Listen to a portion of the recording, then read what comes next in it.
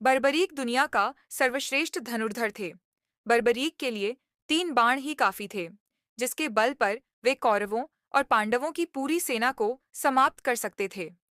युद्ध के मैदान में भीम पौत्र बर्बरीक दोनों खेमों के मध्य बिंदु एक पीपल के वृक्ष के नीचे खड़े हो गए और यह घोषणा कर डाली कि मैं उस पक्ष की तरफ से लड़ूंगा जो हार रहा होगा। बर्बरीक की इस घोषणा से कृष्ण चिंतित हो गए। भीम के पौत्र बर्बरीक के समक्ष जब अर्जुन तथा भगवान श्री कृष्ण उसकी वीरता का चमत्कार देखने के लिए उपस्थित हुए, तब बर्बरीक ने अपनी वीरता का छोटा सा नमूना मात्र ही दिखाया। कृष्ण ने कहा कि यह जो वृक्ष है, इसके सारे पत्तों को एक ही तीर से छेद दो तो मैं मान जाऊंगा। बर्बरीक ने आज्ञा लेकर तीर को वृक्ष की ओर छोड़ दिया। जब तीर एक एक कर सारे पत्तों को छेदता जा रहा था, उसी दौरान एक पत्ता टूटकर नीचे गिर पड़ा।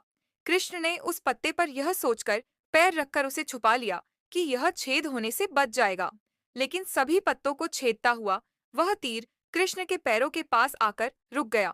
तब बर्बरीक ने कहा कि प्रभु, आपके पैर के नीचे एक पत्ता दबा है, कृपया पैर हटा लीजिए, क्योंकि मैंने तीर को सिर्फ पत्तों को छेदने की आज्ञा दे रखी है, आपके पैर को छेदने की नहीं। उसके इस चमत्कार को देखकर कृष्ण चिंतित हो गए। भगवान श्री कृष्ण यह बात जानते थे कि बर्बरीक प्रतिज्ञावश हारने वाले का साथ देगा। यदि कौरव हारते हुए नजर आए तो फिर पांडवों के लिए संकट खड़ा हो जाएगा, और यदि जब पांडव बर्बरीक के सामने हारते नजर आए तो फिर वह पांडवों का साथ देगा। इस तरह वह दोनों ओर की सेना को एक ही तीर से खत्म कर देगा। तब भगवान श्री कृष्ण ब्राह्मण का भेष बनाकर सुबह बर्बरीक के शिविर के द्वार पर पहुंच गए और दान मांगने लगे। बर्बरीक ने कहा, मांगो ब्राह्मण, क्या चाहिए? ब्राह्मण रूपी कृष्ण ने कहा कि तुम दे न सकोगे। लेकिन बर्बरीक कृष्ण के जाल में फंस गए और कृष्ण ने उससे उसका शीश मांग लिया। बर्बरीक द्वारा अपने पितामह पांडवों की विजय हेतु स्वेच्छा के साथ शीश दान कर दिया गया।